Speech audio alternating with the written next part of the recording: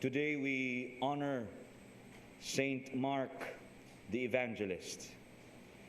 And there is a very early tradition in the church which surfaced in the early part of the 2nd century, around 70 AD, according to which Mark was a companion of Peter.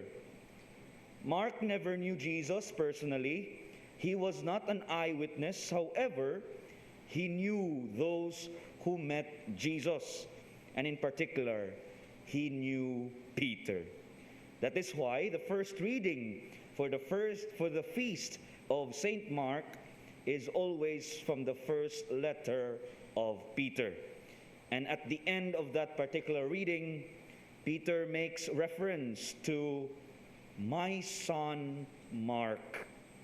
We are probably to understand my son as his spiritual son. And the Mark that Peter refers to may well be the author of the first gospel.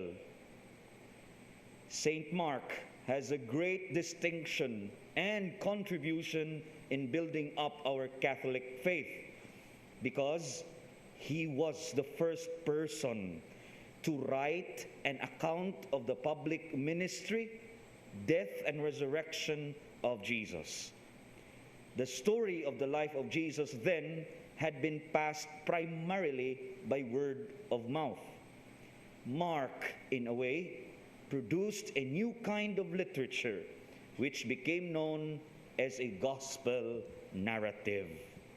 He was a pioneer, someone who broke new ground, and soon being followed by the evangelists we know as Matthew, Luke, and John. Saint Mark highlighted in his gospel the failure of the disciples. And they are portrayed as failing to understand Jesus' teaching, especially when Jesus speaks of himself as the Son of Man who must be rejected, suffer, and die. These disciples of Jesus even fail completely when the Lord, their master, enters into his passion and death. All of them deserted him.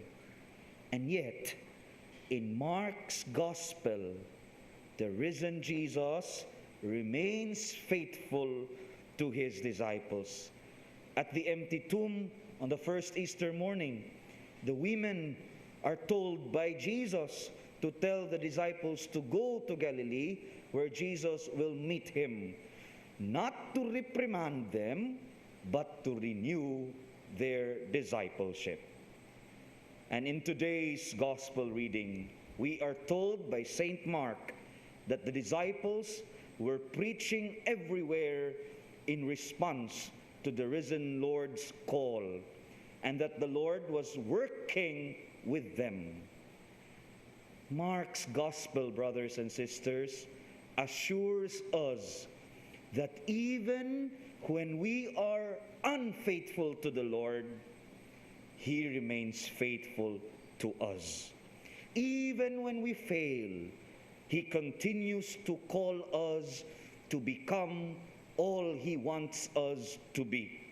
And even when we turn away from his presence, Jesus, our Lord, remains present to us and will work with us as we strive to proclaim the gospel, the good news, by our lives. So help us, God.